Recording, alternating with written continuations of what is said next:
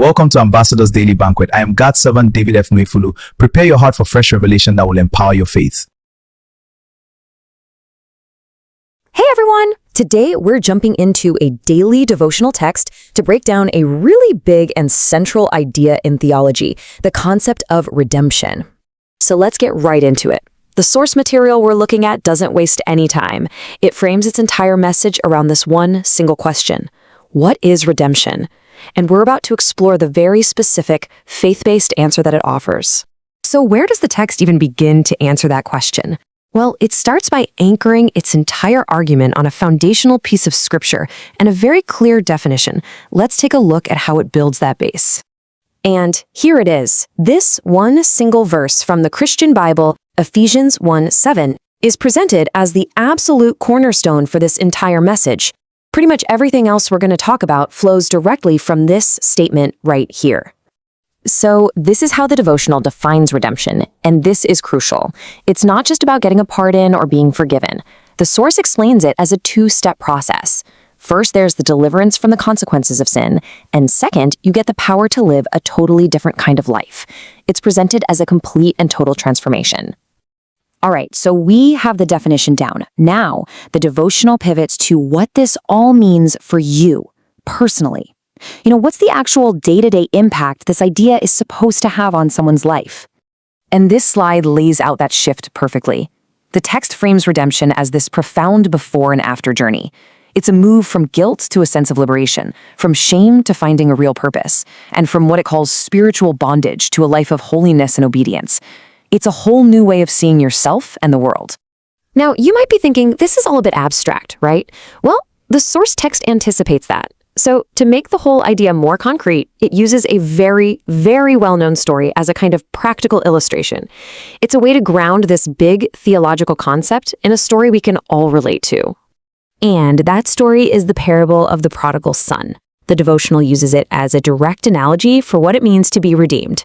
You've got the son who leaves, messes everything up, and hits rock bottom.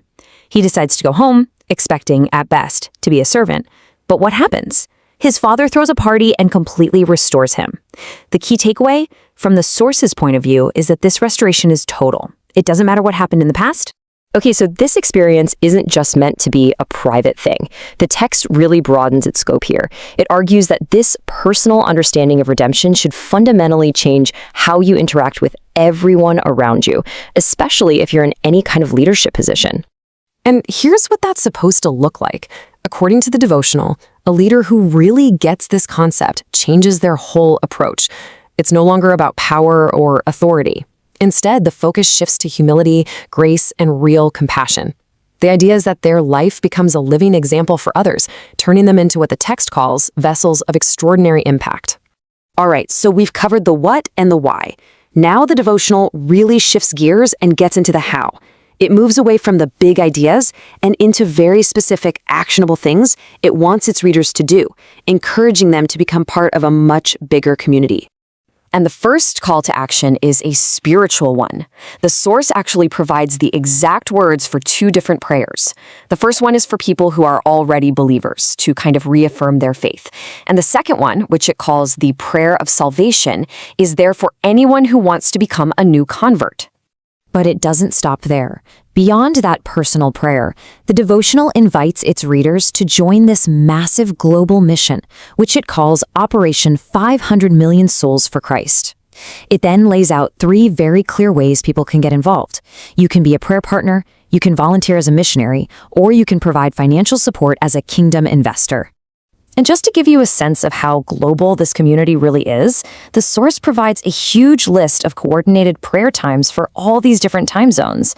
What you're seeing here is just a tiny sample, but it shows how they organize people all over the world, from Nigeria to the Philippines, all praying together at specific times. And finally, to support this whole thing, the text points to a really deep digital ecosystem. It's not just this one devotional. They have ebooks, podcasts, and tons of links to specific communities on platforms like WhatsApp, Telegram, and YouTube, all of it designed to keep everyone connected and pushing the mission forward. So, after all of that, the theology, the stories, the calls to action, the devotional ends right back where it started, with a direct, personal question. It challenges its readers.